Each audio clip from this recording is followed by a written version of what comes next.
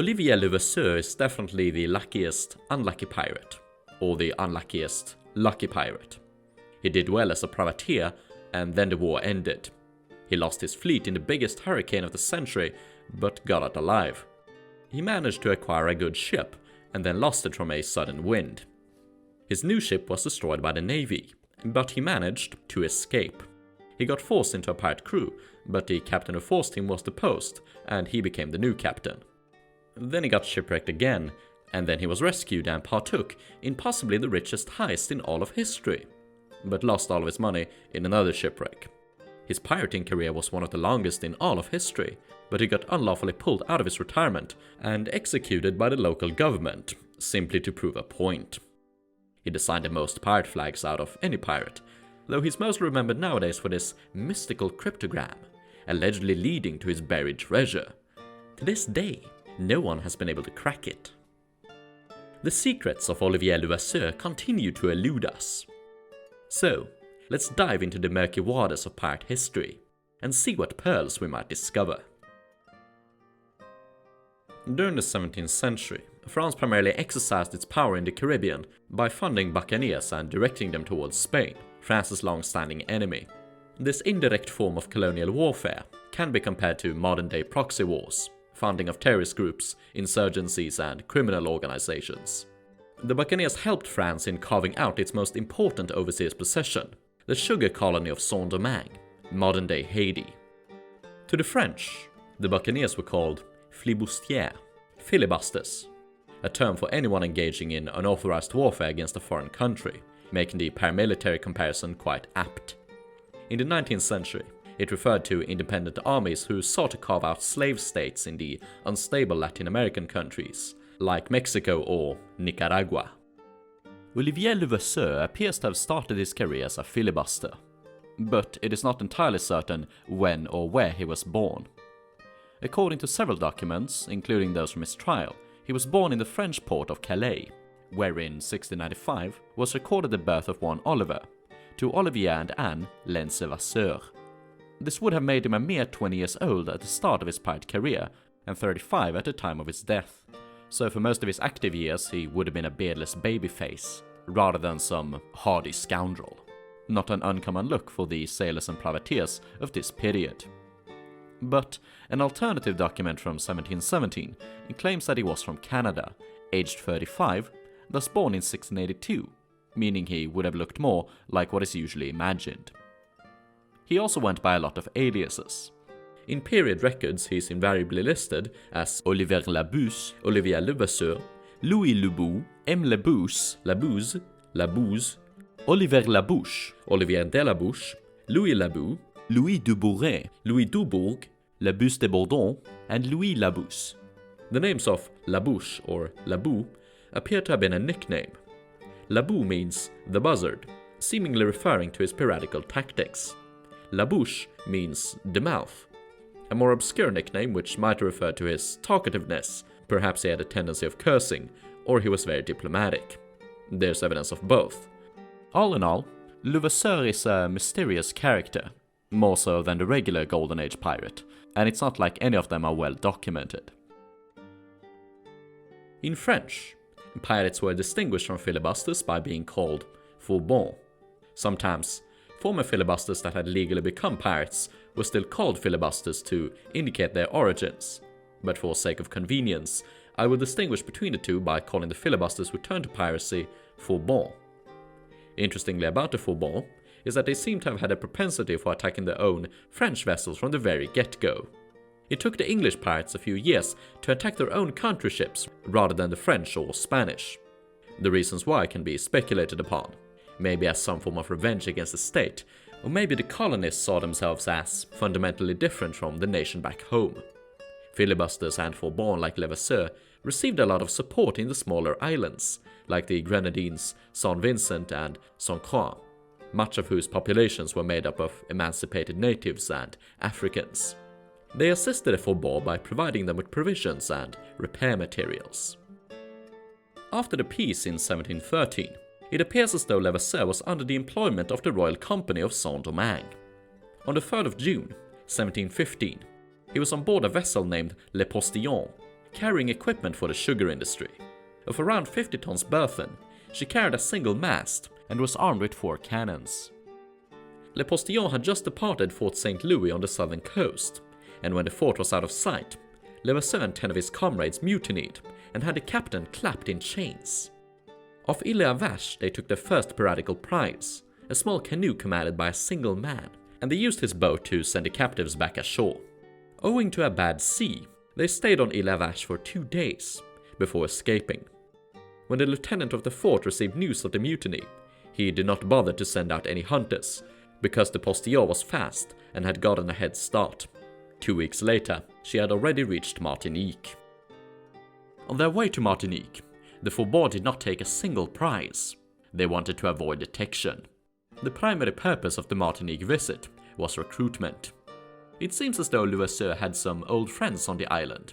A source would later recall how he once commanded privateers in Martinique. He secretly landed at the village of Saint-Pierre, where he recruited or forced 30 men, including 3 soldiers from the garrison. On the 22nd of July, as soon as they had bolstered their crew, they took and plundered their first prize. The crew and passengers were marooned on a desert isle, the Faubourg keeping only the carpenter, and loot amounting to a value of 12,000 livres. When the prisoners reached Guadeloupe, they told the governor that the Faubourg counted only 33 men, poorly armed, and without ammunition. Levasseur spent the following days taking French and English vessels alike. It was reported that he never harmed any of his prisoners, keeping only those who wished to join him and marooning the rest. By now, he had captured several prizes and assembled a small fleet. Things were looking good. That was when the hurricane struck. Hurricanes would arrive annually in the Caribbean, but always on an almost set date between August and October, allowing ships to predict it and get into safety. In 1715, it arrived exceptionally early. Levasseur was forced to abandon his prizes and get the Postillon into safety, narrowly escaping the wrath of the Great Hurricane as it devastated the surrounding islands. Levasseur sailed next to Saint-Domingue, which had virtually come under siege from pirate attacks, both French Faubourg and the English marooners sailing out of New Providence. These Englishmen, former privateers like the Faubourg, belonged to a loose organization called the Flying Gang, and called themselves marooners owing to their propensity of using marooning as a punishment. The success of the Flying Gang could be owed to the recent hurricane, which had wrecked the annual Spanish treasure fleet off the Florida coast, allowing pirates to just go there and literally fish for gold. Levasseur appeared next on the coast of Guinea, West Africa, on the 27th of April, 1716, when he captured a slave ship. It is the first time in which any of his flags were documented. A black standard with 4 skulls, 2 crossbones, and white tears. Probably one of the most baroque pirate flags. Levasseur had shouted at the enemy that if they made resistance, he would massacre them all and throw them into the sea. He took their ammo and weapons, spare sails, the captain's cookware, his sword and his clothes, the pumps, the surgeon's medicine chest, 3 large water casks, and 8 sweeps. 19 slaves were brought aboard, and 6 of the slavers joined the pirates willingly. This is the first documented instance where he goes by the alias of Labou instead of Chabon. Next, the Postillon returned across the Atlantic, specifically to the island of Grenada. He was probably checking in on the prizes he had left there during the hurricane of 1715. Some of his prize crews, when abandoned by Levasseur, had actually surrendered to the authorities. One of the governors who pardoned them too easily was later fired for his mistake. But to compensate for the lack of old prizes, Levasseur captured a few new ones. By this point he was well supplied with food and firearms, before re-emerging on the coast of Cuba. In spite of spending Lord knows how many years fighting the English during the war, Levasseur was very receptive towards working with English marooners. In May of 1716, he encountered the pirate sloop Benjamin, commanded by Benjamin Hornigold. The surprise is mostly from Hornigold's side. Hornigold was a staunch English patriot who essentially wanted to continue the privateering war against France and Spain. But many of the marooners had anti-government sentiments, specifically Jacobite leanings. They wanted to restore the deposed House of Stuart to the throne. The Stuarts had been supported by France, and as may become apparent later, Levasseur appears likewise to have had Jacobite sympathies. A more cynical person could say that the consortship between Levasseur and Hornigold was a necessity first and foremost. Hornigold and Levasseur began their alliance by taking a British logwood ship in the Gulf of Honduras. After failing to collect a ransom for 2 Spanish coca boats, they set them on fire. They took a handful of additional prizes, but resentment towards Hornigold was growing. Being such a patriot, he was reluctant to plunder from English vessels, something both disagreeable to Levasseur and an upstart young scalawag in Hornigold's company, Samuel Bellamy. Hornigold was eventually deposed by popular vote and usurped by his former pupil, Bellamy. Despite his willingness to work with the English, Levasseur was documented as having a crew primarily consisting of Frenchmen. And pirates are often viewed as being more egalitarian than regular ship crews, but they often prefer to have homogeneous crews in order to ease communication and prevent conflict. Likewise, despite Bellamy being more famous than Levasseur, the Frenchman was documented as being the senior partner of the consort ship, now commanding a crew of 110 men, compared to Bellamy's mere 12. Levasseur kept an agent aboard Bellamy's ship, Delorme, who ensured that the French pirates got their even share of the Englishman's loot. Any Englishmen recruited or forced were moved onto Bellamy's ship. He was now documented as flying a new banner, a black flag in which is represented a corpse holding in one hand an hourglass, and in the other a saber which he holds high, and at his feet a man on his knees. They were raking in the cash. In one prize they looted 30,000 pounds of silver from a man named Monsieur Nizeroux. Labou did not even bother counting the money. It was divided into shares by using a chamber pot. It is also at this point that we receive a quote directly from the captain. One of his captives wished to go ashore. Levasseur replied, "You seem very worried about your rowboat that had been sunk, and here is Monsieur Nizeroux, from whom 32 to 33,000 livres was taken, who is not so worried as you." In spite of his frequent attacks on the Saint-Domingue colony, Levasseur was very popular with the lower classes. The authorities had to implement a law in which inhabitants were disallowed for housing a stranger for more than 3 nights, owing to the frequency of harboring pirates. 1 night was too short to inquire about the hosted individual. Measures were also implemented to hinder the sale of food to the pirates. Any ship that wished to buy food needed a passport from the local governor. Those who broke the law were punished with a fine of 500 pounds. Levasseur had no trouble attracting recruits, because the explosion of trade after the peace treaty had resulted in an overemployment of sailors, now unable to find gainful employment in the Americas. Many were also victims of the land-grabbing plantation owners. Though he preferred to keep Frenchmen in his company, this would not always be possible over the course of his long career. In 1717, a victim of Labou, Captain Frost, mentioned how the pirates' crew consisted of men of all nations. With the authorities hot on their tails, Levasseur and Bellamy departed Saint-Domingue for the Virgin Isles.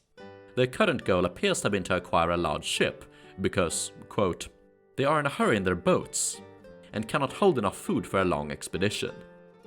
They spotted a large vessel off Puerto Rico, and decided to take their shot. It was too much. Carrying 44 guns, the vessel killed 1 pirate and injured 4. After an hour, the pirates pulled back. Even though they lost, it was quite impressive how they were able to hold out for so long without taking too many casualties, having only 2 small vessels carrying a total of 8 guns between them. The pirates captured several carpenters to assist them in ship repairs.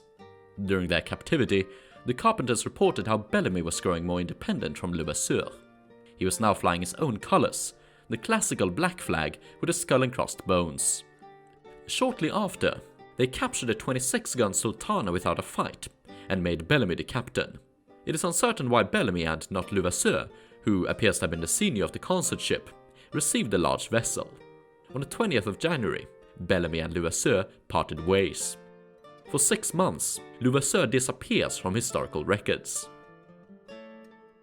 Next he appears in the waters of Virginia, in command of the 150-ton, 22-gun La Louis, which he had taken from the Dutch near the island of Curaçao.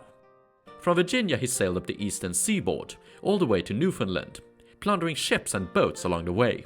The Newfoundland banks were essential to the 18th century world economy, being the prime source of dried cod, a staple food in the period. It was highly profitable, and the hardy fishermen made for excellent pirate recruits, willing or not. The tactics of the pirates were always the same.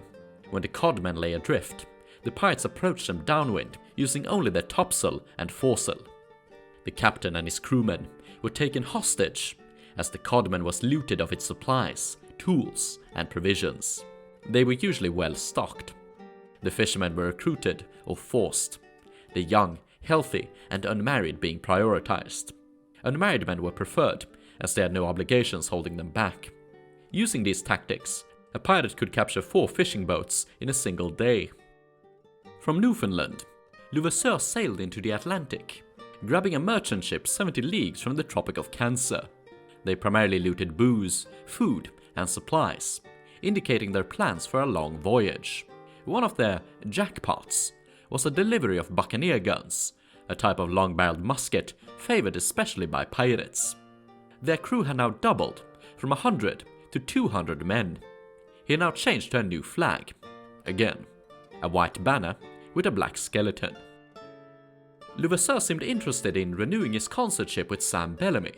In July of 1717, a captive was told that they were headed for the New England coast, where they had a consortship of 20 guns, most likely referring to the Widder Galley. Little did Labou know that the Widder had been taken in a storm off Cape Cod, and Bellamy claimed by the deeps. Instead, the Frenchman sailed to the pirate nest of Nassau, New Providence. Since the inception of his career, Levasseur appears to have worked towards a single goal: acquiring the crew, ship, and provisions necessary for an expedition to Brazil. Perhaps he had cruised along the Portuguese colony during the war, as it was a frequent target for French corsairs. Nowadays he was not alone in this idea. Blackbeard's ambition was to earn a fortune in Brazil, fortify himself on Providence, and then earn the protection of the strongest European power when war inevitably broke out again. Blackbeard's plan was cut short by a shipwreck. Perhaps there was some sort of curse going around the pirates. That's a bit of foreshadowing to you. Anyway, at Providence, Labou teamed up with an unidentified pirate brigantine and set sail for Brazil.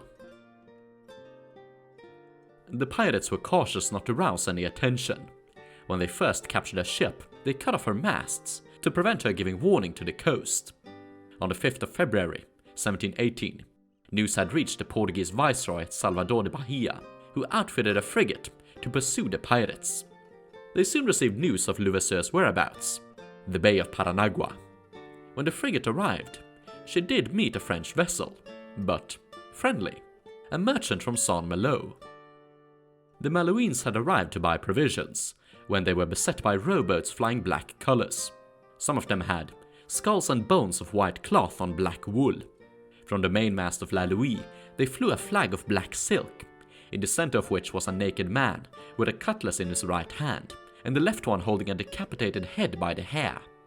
From her mizzen she flew a black flag with a skeleton, flanked by scattered bones and crossed cutlasses. From the shoreline, the terrorized locals witnessed the chase and prayed for divine intervention. Suddenly, a wind arrived from nowhere and blossomed into a hurricane, so strong that it not only guided the Malouin away from the pursuers, but took up and smashed La Louis against the rocks of Cotinga Island. Aboard were some 2,000 cruzados in treasure, and several of the pirates died trying to liberate their loot. The pirate brigantine became entangled in the rigging of the sinking ship. The merchants came about and headed right for them. Only by cutting away their masts and rigging were the pirates able to free the brigantine and narrowly escape their target's revenge. The locals conducted recovery efforts of the shipwreck almost immediately after. Efforts have been ongoing in modern days since 1963. Artifacts include a cannon from Sweden, firearms, cutlery with ivory and bone handles, clay pipes, and a figure of the Virgin Mary. The figure indicates private worship. Perhaps Levasseur was a Catholic. The pirate had survived, but his misfortunes were far from over. As he returned to the Caribbean Sea, he ran into a man-of-war, the HMS Scarborough. The brigantine was taken. This might have been the end of Levasseur, but he narrowly escaped with some of his men and treasure in a small sloop. Levasseur could have faded into the annals of history, leaving us to speculate whether he died at sea from disease on some uncharted Caribbean shoreline, or manage to slip into anonymity and retire in peace. But don't click away just yet. We've still got more sea to cover. William Snellgrave was a remarkable man in two regards. For one, he has a remarkably weird name. Secondly, he was remarkably ahead of his time, being pro-trans. That is, transatlantic slave trade. Snellgrave was a slave trader who published a book about his travels, in which he partially tried to justify slavery. While agreeing that slavery seemed barbaric, he justified it by saying that the slaves, most of whom had been taken as prisoners of war, would otherwise have been killed. The rest were criminals, whose removal would benefit the African countries, but apparently also the colonies. He also claimed their lives would be better in the American colonies, and of course, improve the economy. Green arrow, good. Anyway, in this book he recounts his capture by a strange triumvirate of pirates.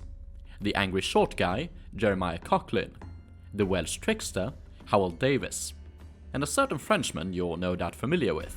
You guessed correctly, Olivier Levasseur.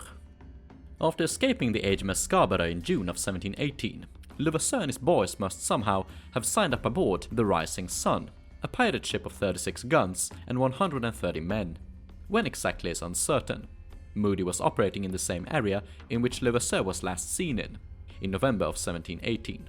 Perhaps Levasseur had gone back to Providence and signed aboard the Rising Sun there, or perhaps he was picked up in the Leeward Islands. Either way, it appears he got his revenge on the HMS Scarborough. This famed pirate hunter was finally defeated by the Rising Sun, sometime between November of 1718 and March of 1719. We know little about the engagement, except that the frigate was taken, with the captain and several of his men killed. This would have been one of the greatest pirate victories during this period. Next, the Rising Sun sailed to Guinea. A dispute arose within the company. It is not certain as to why, possibly caused by the explosive personality of one Jeremiah Coughlin, called by Snellgrave the basest and most cruel villain that ever were. Coughlin and 24 of his associates were deprived of their shares, put in a small boat, and sent adrift. Shortly after the dispute, the crew regretted their actions. Levasseur orchestrated a new mutiny, in which Moody was seemingly deposed by popular election, not too dissimilar from his impeachment of Hornigold 3 years prior. Moody and 12 supporters were put in a boat and presumably perished. Levasseur was now elected captain. The pirate companies likewise had a major officer called the quartermaster, who aboard the ships acted as a kind of counterbalance to the captain, having the same authority as him, in addition to being a sort of accountant and civil magistrate, settling disputes and dividing plunder. Levasseur's current quartermaster was a man named Palsgrave Williams. They were old acquaintances. Palsgrave had been a lieutenant of Samuel Bellamy, had somehow survived the wrecking of the Widder, and taken the royal pardon in Nassau. Along with Coughlin and others, he had signed aboard the Rising Sun, and now he was in Africa.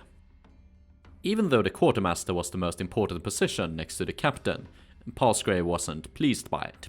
He was born in affluence on Rhode Island, an apprentice wig maker, and during a stint with Bellamy he had risen to the rank of captain of a consort ship. He was now quite displeased over having sunken in rank, and would insist on people still calling him captain. His temper was unpredictable. He could swing from swearing and making violent threats to being quite friendly, especially if you called him captain. Perhaps this unpredictability made him a good pirate officer, always keeping the boys on their toes and best behavior. Such brutal men appear to have been favored in this company. Snellgrave related how Coughlin was elected specifically for his brutality, and that Moody was considered too much of a gentleman. At one point, Coughlin lamented over not having been killed by an explosion in the powder room. Suicidal and reckless behavior was common among his men. They would brush off friendly fire instances, for example. Levasseur and Coughlin reconvened at the Sierra Leone River, where they likewise encountered Howell Davis. A Welshman, Davis had joined a mutiny aboard one of the sloops which had ironically been part of Woodes Rogers' expedition to end Caribbean piracy. Having since become commander, Davis had developed a gentlemanly reputation, though he managed to stay in the good grace of the crew owing to his charisma and streak of success. He had a preference for deception, often using aliases and hidden identities to take his enemies by surprise. In one incident, he and his men dressed up as merchants and managed to get inside a fort. While enjoying dinner with the captain, they pulled out their hidden pistols and took the fort without a single casualty, on either side. Coughlin managed to capture Snellgrave's 16-gun ship using only a rowboat and a fourth of his men. Snellgrave had few good comments about his captivity, saying that Coughlin's crew was the worst of the entire company. At their first encounter, they almost beat him to death for trying to defend his ship, and he was constantly harassed by drunken members of the crew. Davis and Levasseur, however, were both described as acting civilly towards Snellgrave. Davis even went so far to rebuke Coughlin for his ill treatment of the slaver, saying how their goal was to avenge themselves on base merchants and cruel commanders, not to mistreat men who did not deserve it. The company spent several days on the river, trading with local merchants and plundering a prize. Every night they would go on board his ship, wasting away its provisions and especially alcohol. The Rising Sun was abandoned in favor of a new vessel in better condition, the 22-gun Sarah Galley. Levasseur had it rechristened the Duke of Ormond, in honor of one of the main figures of the Jacobite party, who had supported the deposed James II back in the 90s. James had taken up court in France, and the rechristening hints at Levasseur's own political affiliations. In one notorious instance, Coughlin, Davis and Levasseur entered Snellgrave's cabin and asked where he kept his fine coats. Snellgrave showed them. They were an embroidered, extravagant sort, and the three captains shared them out between them. But the longest coat fell to Coughlin, already described by Snellgrave as a very short man. So the garment almost reached his ankles. He was quite displeased over this, but Davis and Levasseur reassured him that the African ladies whom they intended to mingle with had no conception of white man's fashion. Coughlin appeared satisfied by this answer, and it does appear as if the short king got lucky when they went ashore. Based queen enjoyer. But when they came back aboard, the rest of the pirates were upset, because clothing was meant to be put into the common chest and auctioned out at the mainmast. Palsgrave Williams had the coats confiscated. On the 22nd of April, 1719, Saint-Malo Captain Claude Clinet was captured by Coughlin, who was now flying a black flag with a skeleton stabbing a heart, and a red flag with a hand holding a sword. Since Clinet did not immediately surrender, the pirates punished him by tying a rope around his neck and hoisting him up and down the yardarm. Levasseur intervened, saving the man's life, saying he would not tolerate any such behavior. In order to appease him, Coughlin promised to leave the ship and take care of his crew. Instead, he destroyed the cargo, cut off the masts and let the ship run aground, before handing it back, would do a little trolling, etc. When Clinet returned to France, he provided some interesting details about the pirate company. It was said that there was no subordination between the consorts. They were all equal. The crews of Coughlin and Davis were English, but Levasseur's was almost entirely French. Some of his crewmen were recognized, including the son of a fire brigade captain and a butler married in Non. Coughlin was described as an active Jacobite, making war for King James III. The pirates were described as wearing a sign of allegiance to the Pretender, a medal with his portrait on one side and his coat of arms on the other.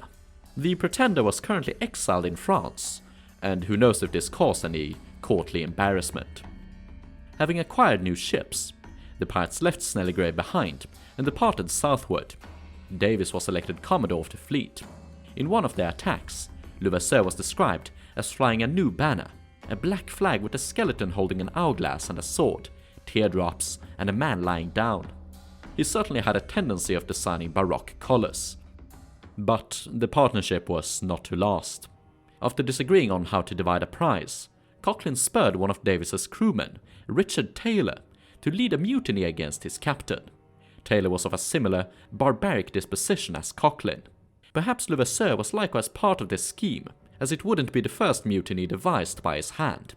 But Davis was warned of the mutiny and had Taylor with his conspirators moved over to Coughlin's ship. Taylor would later become Levasseur's closest associate and closest enemy. Davis split away. He'd eventually end up on the island of Principe, where he tried to pose as a British naval officer. The Portuguese discovered the ruse, and the troll was trolled. He was ambushed and killed. Bartholomew Roberts became his replacement, and he'd go on a vengeful rampage in Africa and Brazil, before eventually being killed by the Royal Navy at Cape Lopez.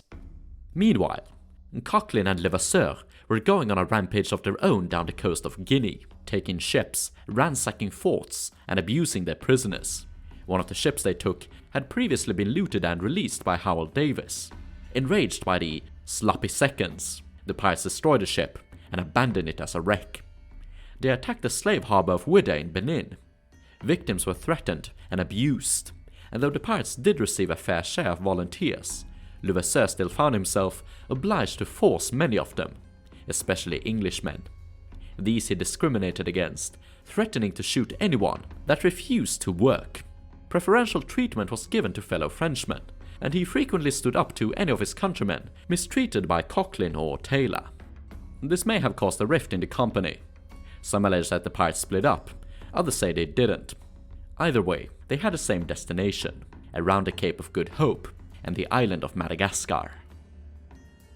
Instead of sailing to St. Mary's Island with Coquelin and Taylor, Levasseur sailed further north to the Comoro Islands, specifically the island of Mayotte.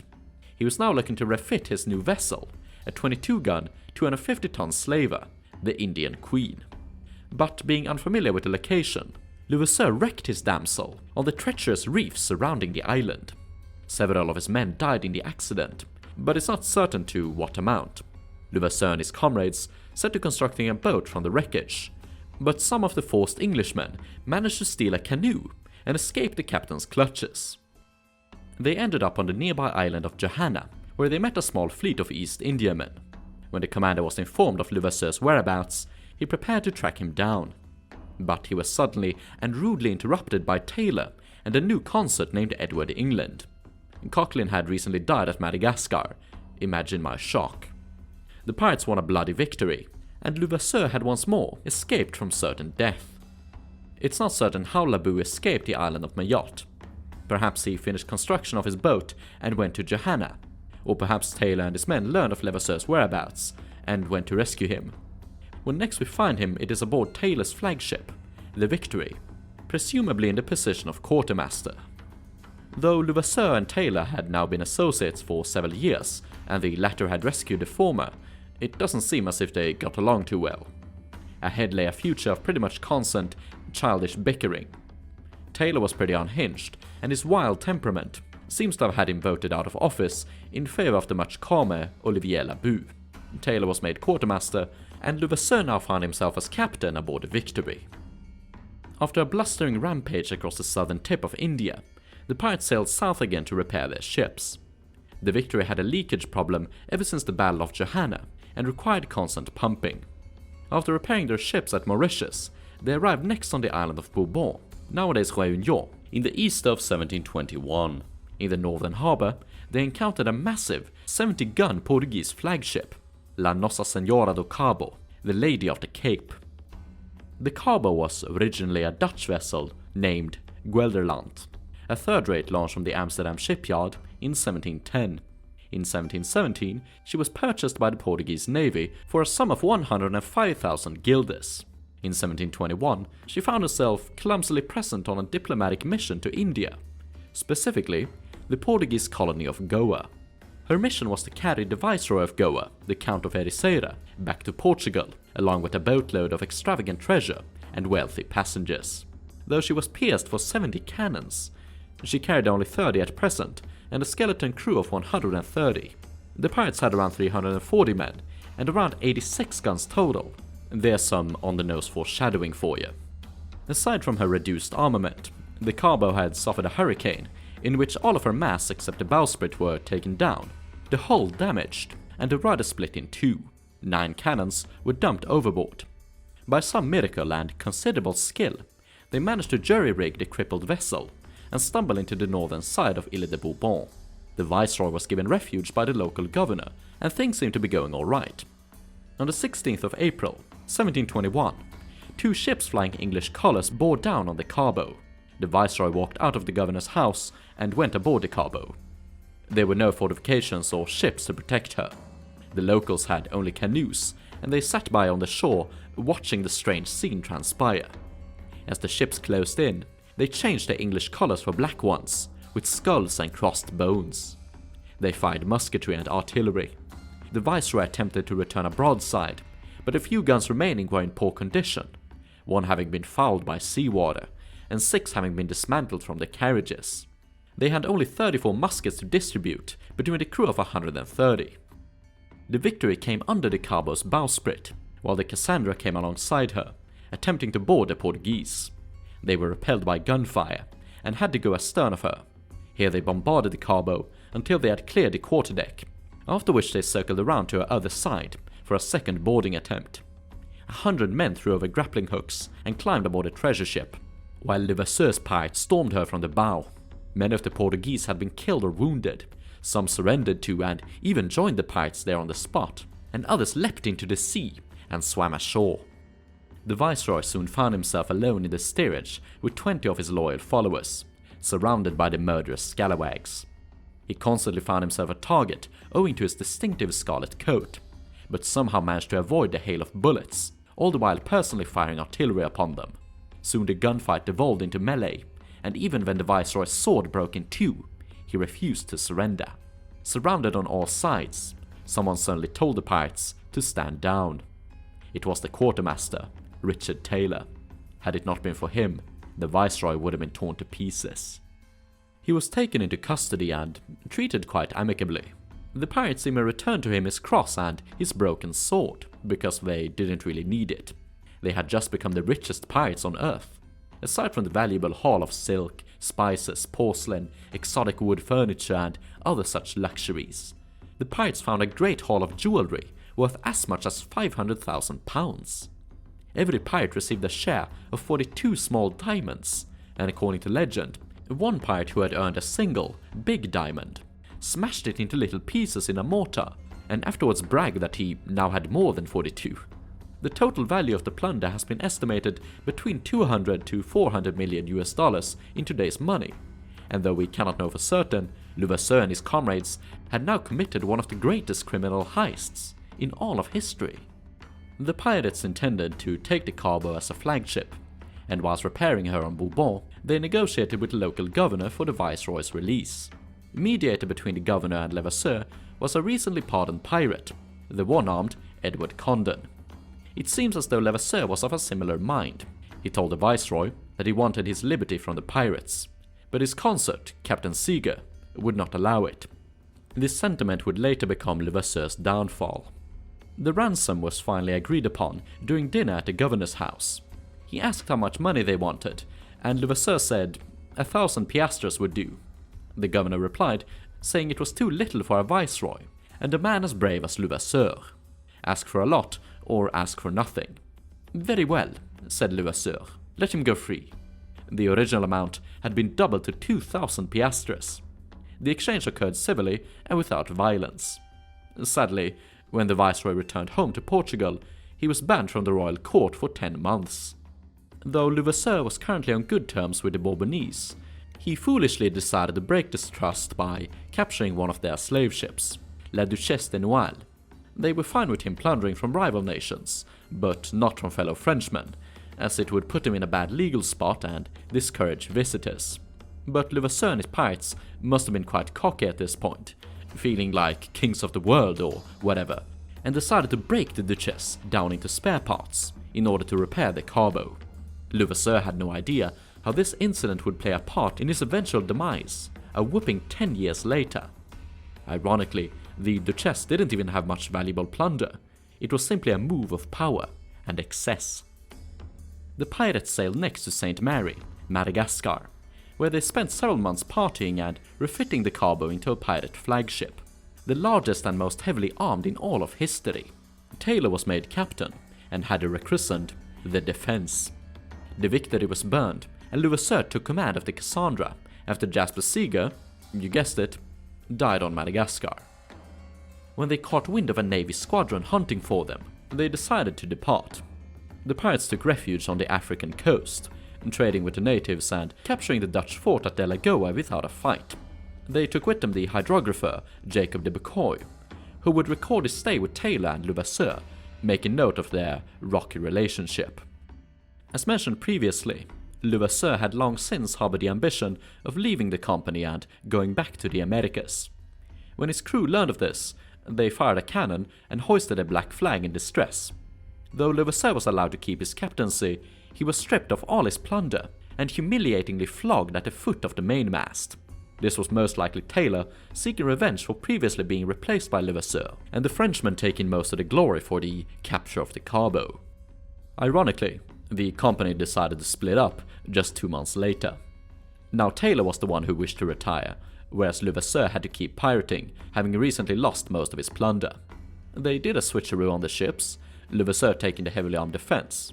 After a farewell toast, Levasseur and Taylor had a final heated argument, almost resulting in a duel or even a sea battle between them, and Taylor decided to go to the Caribbean, and splitting the world between them was probably for the best. This could have been the cherry on top of Levasseur's career, cruising the Indian Ocean in the largest and most heavily armed pirate ship of all history. Instead, he wrecked the defense on the northern tip of Madagascar. 4 times the charm. Things couldn't get any worse. Well, actually they could. The pirates set to constructing a boat for their escape, mostly using their slaves as labor. While enjoying an afternoon siesta, the slaves rose up against them, supported by the local Malagasy. Out of the 123-strong pirate crew, only 21 survived. Levasseur was of course among them. A few weeks later, several of the survivors arrived at the camp of Jacob de Bucoy, almost naked and half-starved. The Dutchmen had been left stranded by the pirates on Madagascar, and they were currently constructing a boat using tools stolen from the captors. Seeing their advantage, the Dutch sold some of their old clothes for the pirates' diamonds, which they always kept on their persons. A pair of breeches could be sold for a 2-carat diamond or even more. A few days later arrived more of Levasseur's crewmen, most of them French and Portuguese. They had acquired themselves a bark, and while approaching the Dutch camp, the French suddenly decided to betray the Portuguese, throwing them overboard. As the Dutch sent out a canoe to meet them, the French pirates thought they were being chased and promptly surrendered. The Dutch were happily surprised and took the bark for themselves. They spent the next few weeks improving her, but before they finally departed, Levasseur and his men ambushed the Dutch, stealing back their diamonds and their provisions. He let the Dutch go, fearing they might otherwise complain to the local chieftain. Levasseur was now perhaps at the lowest point of his career. He had lost his plunder, the greatest pirate ship in all of history, and his crew reduced to 21. This might have seemed like the end, but it wasn't. Levasseur returned to Madagascar. By 1723, it appears as though he was aboard a small Dutch brigantine, which local authorities claimed he intended to use for piracy at the Red Sea or Malacca. We do not know if he was successful, most likely not.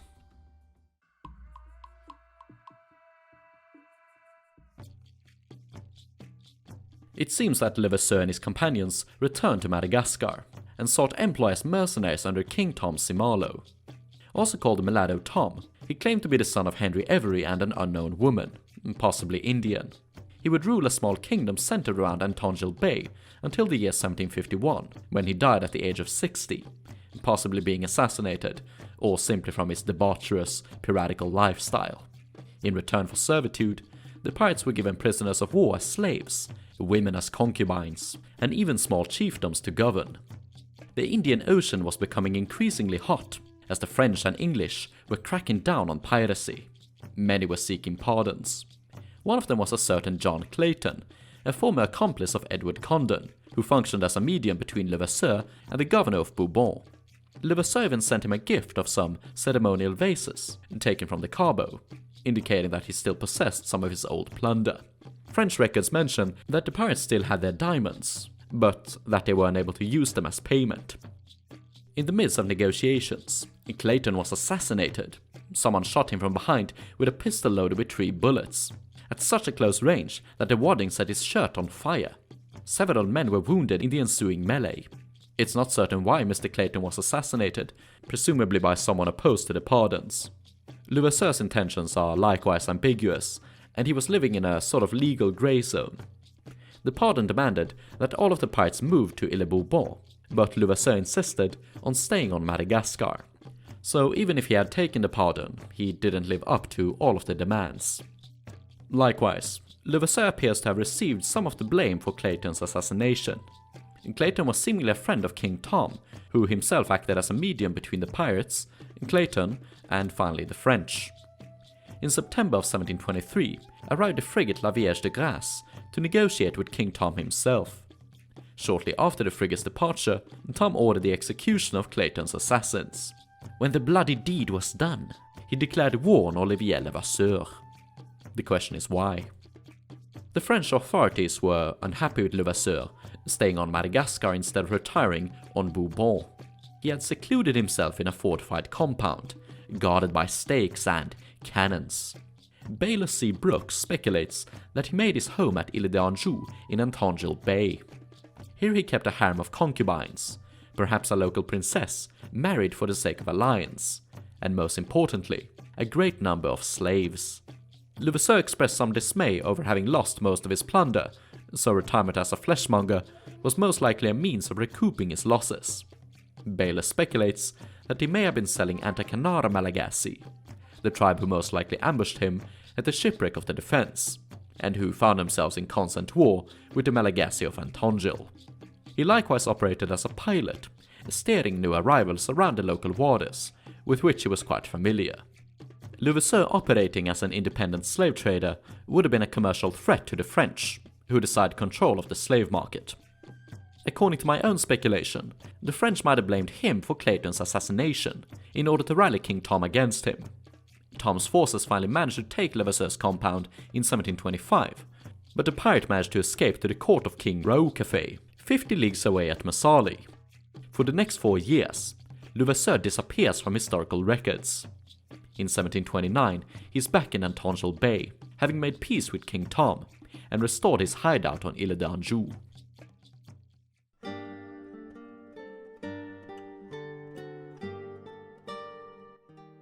Piracy was now virtually dead. The golden age was coming to a close. It seems as though Levasseur was to fall victim to changing times. 2 years prior, Pierre Benoit Dumas had been made governor of Ile Bourbon, and he harbored no love for the old pirates. He was looking to refurbish the colony by constructing the city of Réunion, inviting French migrants, and, as the Libertalia website put it, by killing the last great living figure of piracy. Levasseur's death would literally mark the end of the Golden Age. He'd serve as a potent symbol for political clout. It is ironic and strangely tragic. With the governor, the French East India Company could have renewed interest in Levasseur's slave trade. If they wanted to bring slaves to Bourbon, they had to pick them up in West Africa, stop by at Madagascar for goods, and then bring the slaves to Bourbon, Ile-de-France, or Mauritius. The route was a giant waste of money. Why not just go directly to Madagascar and pick up slaves from there? In 1729, the slave ship La Méduse departed Bourbon for Madagascar, bringing back 318 slaves. In December, she encountered fellow slave ship La Sirène, learning from her Levasseur's whereabouts. La Méduse returned to Bourbon, but departed shortly thereafter, this time with a complement of 30 soldiers. She returned again in April of 1730, this time with 430 slaves and a white man in chains. Can you guess who? You guessed correctly, Olivier Levasseur. Most likely, La Méduse had been sent to capture Levasseur on the orders of Governor Dumas. She had possibly lured him out by seeking to trade with him or seeking his services as a pilot. Shortly thereafter, period documents reveal that the company had established a trade post on Ile d'Anjou, most likely usurping Levasseur's old operation. On the 7th of July, Olivier Levasseur was taken to trial. It would prove short. He was sentenced for crimes of piracy, which he had not committed for 6 years, and already been pardoned for, nor was he offered any defense.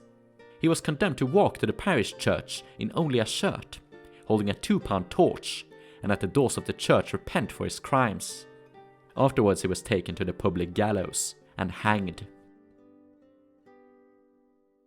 The trial and execution of Olivier Levasseur was all one big show. He had no doubt already stirred up quite a few stories, being this veteran sea dog that had taken a pardon but was still hiding out on Madagascar. According to one legend, when standing at the gallows, he cried out to the onlooking crowd, "To whoever can solve this, find my treasure," and he cast out a parchment to them, containing on it a cryptogram leading to his hidden treasure. Since he was only dressed in a shirt and holding a 2-pound torch, it's anyone's guess as to where he kept this large, rolled-up animal skin. I wouldn't touch it with a 10-foot boarding pike. The cryptogram appeared at its earliest in a 1934 history book written by Charles Borel de la Roncière. Charles managed to decipher the text. It doesn't seem to have anything to do with Levasseur. It appears to be a folk remedy from the period, but it doesn't involve pirates or treasure in any measure. The cryptogram was never mentioned in period records. Who would have jumped at the opportunity of selling the tale of pirates' hidden treasure? The legend of Levasseur's booty has inspired treasure hunters across the neighboring islands to destroy their yards, blast boulders with dynamite, dig holes on others' private property, and other such crazed activities. All evidence points to Levasseur having lost most of his treasure in the wreck of the Cabo. According to Dumas, the rest of it was confiscated by his soldiers. Perhaps he did bury some of it, as many of the Madagascar pirates did. They did bury their treasure for temporary periods, essentially a form of safekeeping. Perhaps the real treasure is the ability to exploit his legend for money, as so many authors have done. A lot of viewers are no doubt interested in the character Goldie Roger from the anime One Piece, which appears directly inspired by the Levasseur legend. And though the One Piece is real, I have not and will not watch the anime, or read the cartoons or whatever, and I will not make a video about it. Of course there's me, exploiting Levasseur's treasure in order to squeeze all of that sweet ad revenue from you. Unless if you're the real pirate, using an ad blocker. If you are, that's fine. I mostly just want people to watch and enjoy these videos. But do consider supporting me monetarily on Patreon, becoming a channel member, making a one-time donation on PayPal, or buying some of my merch or whatever. Because these videos do require a lot of effort to research, narrate, and edit. If you watch this far, you must either enjoy it, or really hate me. Another legend says that he was buried in the so-called Pirate Cemetery on St. Mary, where a tombstone stands marked with a skull and cross bones. The idea that his body, thrown to the sea at Bourbon, was recovered and buried on this island is already far-fetched, and the cemetery was not constructed until 58 years after his death. I'd consider this legend debunked. Levasseur's dead body was left hanging for 24 hours, before finally being tossed to the sea. He was born in 1695 in the city of Calais, and his documented career as a pirate lasted between 1715 and 1724, one of the longest in pirate history. He took an unknown amount of ships, partook in possibly the richest heist in all of history, but lost all of his plunder. He survived one of the greatest hurricanes in American history, and 3 shipwrecks. The story is truly remarkable, and he was a man of both extraordinary fortune and misfortune.